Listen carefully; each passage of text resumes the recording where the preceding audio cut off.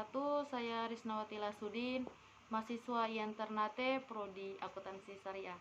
Di sini saya akan menjelaskan tentang konsolidasi. Yang pertama, pengertian konsolidasi. Di sini konsolidasi adalah penggabungan dua usaha atau lebih dengan cara mendirikan usaha baru dan membubarkan usaha lama tanpa melikuidasinya terlebih dahulu. Konsolidasi adalah dua buah perusahaan yang bergabung bubar demi hukum, dan sebagai gantinya didirikan suatu perusahaan dengan nama yang baru, meskipun secara perusahaan baru tersebut mengambil ahli aset, hak, dan kewajiban dari dua perusahaan bubar tersebut. Dan setelah pengertian konsolidasi, di sini juga terdapat ciri-ciri konsolidasi. Adapun ciri-ciri konsolidasi yaitu yang pertama, terdapat dua atau lebih perusahaan yang meleburkan diri demi membentuk perusahaan baru. Yang kedua, perusahaan-perusahaan yang meleburkan diri tersebut bubar tanpa adanya proses likuidasi. Yang ketiga, yaitu perusahaan baru yang terbentuk dari hasil peleburan harus memperoleh status badan hukum yang baru. Yang keempat, rancangan konsolidasi dan konsep akta konsolidasi harus disetujui oleh RUPS di tiap-tiap perseroan.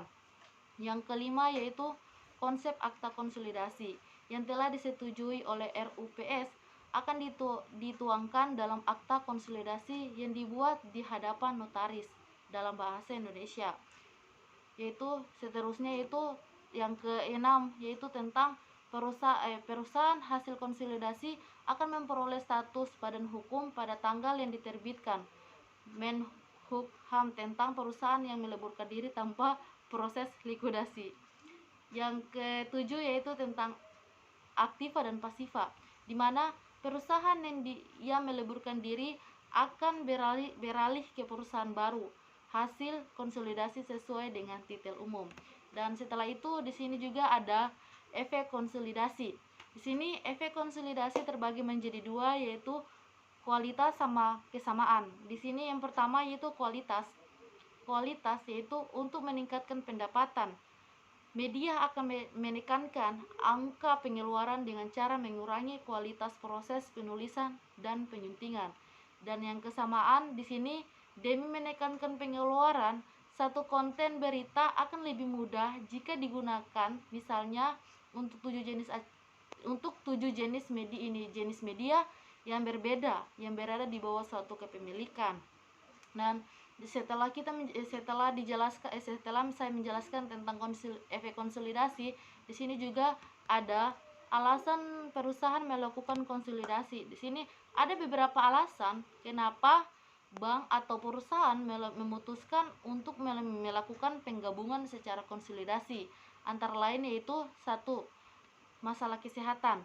Di sini jika bank telah dinyatakan tidak sehat oleh bank sentral, maka biasanya bank tersebut melakukan penggabungan dengan bank lain. Pilihan terbaik tentunya bergabung dengan bank lain yang sehat. Yang kedua yaitu masalah modal. Di sini jika masalah modal yang dimiliki suatu bank merasa terlalu kecil sehingga sulit untuk melakukan ekspansi usaha, maka bank tersebut bisa saja bergabung dengan satu atau beberapa bank lain agar modal yang dimilikinya menjadi besar sehingga lebih mudah untuk mengembangkan usahanya. Yang ketiga yaitu masalah manajemen. Di sini manajemen yang kurang profesional akan membuat bank mengalami kerugian terus-menerus dan sulit untuk berkembang. Hal ini akan mendorong bank tersebut untuk melakukan konsolidasi dengan bank lain yang kualitas manajemen terkenal lebih profesional. Yang keempat yaitu teknologi dan administrasi. Di sini bank yang memakai teknologi sederhana seringkali menjadi masalah, sebab di zaman sekarang ini teknologi sudah semakin canggih. Untuk mendapatkan teknologi canggih, modal yang diperlukan tentu saja tidak sedikit. Karena itulah suatu bank lebih memilih untuk melakukan penggabungan dengan bank lain yang teknologinya lebih canggih. Yang terakhir yaitu ingin menguasai pasar.